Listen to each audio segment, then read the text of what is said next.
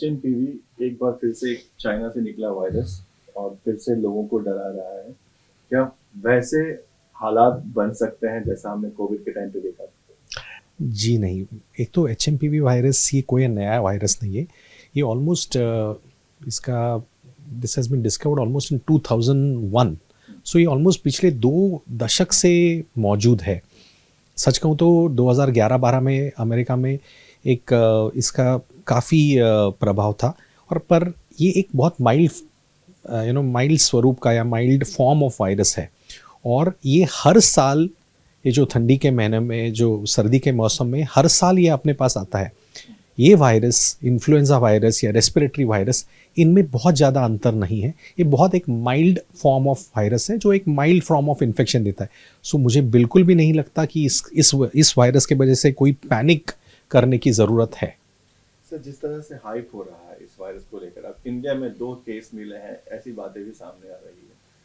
लोगों को डर है कि क्या कोविड में सेकेंड वेव में जिस तरह से लॉकडाउन जैसी स्थिति थी, क्या इस वायरस को कंट्रोल करने के लिए वैसी स्थिति निर्माण हो सकती है? जी नहीं, मुझे बिल्कुल भी नहीं लगता। ऑन द कॉन्ट्री, कोविड ने हमें काफ़ी शिक्षा दी है इस सिचुएशन को कैसे हम बेटर रिस्पॉन्ड कर सकते हैं। कोविड जैसी आज हालात बिल्कुल नहीं है, ना इंफ्रास्ट्रक्चर वाइज इसके लगने लोगों में इसके ऑलरेडी इसके बारे में लोगों में जागरूकता है। सिंपल चीज़ें जो हमने वहाँ पे एक जो जनरल हाइजीन और ये हमने उस टाइम फॉलो किए कोविड में, वही एक लेस और इन अ कंट्रोल्ड मैनर वही सारे जो हमने प्रिकॉशंस किए वही अभी इख्तियार करने की ज़रूरत है। मतलब अगर आपको सर्दी खांसी हो तो बाहर ना जाए, ओके, बुखार हो तो बाहर ना जाए। अगर बहुत क्राउडेड प्लेसेस में जाने वाले हो तो मास्क का यूज़ करें, हैंड वॉश करते रहे, एक बेसिक हाइजीन का फॉलो करें, यहाँ वहाँ ना थूके, ओके। अगर आपको इन्फेक्शन है तो अल्कोहल स्टरलाइजर का यूज़ करें, या कम से कम 20 सेकंड तक हाथ धोएं। सो ये बेसिक अगर हम हाइजीन और प्रोटोकॉल फॉलो करेंगे तो मुझे नहीं लगता इस वायरस से बहुत ज़्यादा चिंता करने की ज़रूरत है। हाँ, जो बच्चे हैं और जो बहुत ज़्यादा बुजुर्ग है, इन लोगों में, या जो लोग इम्यूनो कॉम्प्रोमाइज है, जिनकी इम्यूनिटी कम है, जो कोई कैंसर बिंसर इस बीमारी से पीड़ित है, इन लोगों को ज़्यादा प्रिकॉशन लेने की ज़रूरत है as compare to other things, but this is not similar to COVID. Sir, क्या ये वायरस एक स्तर पर जाकर जानलेवा भी हो सकता है? जिस तरह से हम देखा कोविड में लोगों की जान गई थी, क्या किसी भी हालात में इस वायरस से लोगों की जान जा सकती है?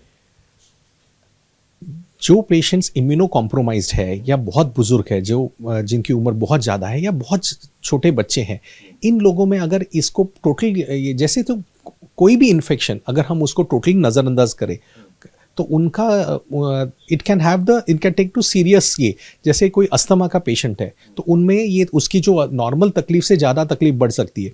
जो सीओपीडी के पेशेंट्स में अगर उन्होंने इस चीज़ के वजह से ब्रोंकाइटिस या निमोनिया हो सकता है।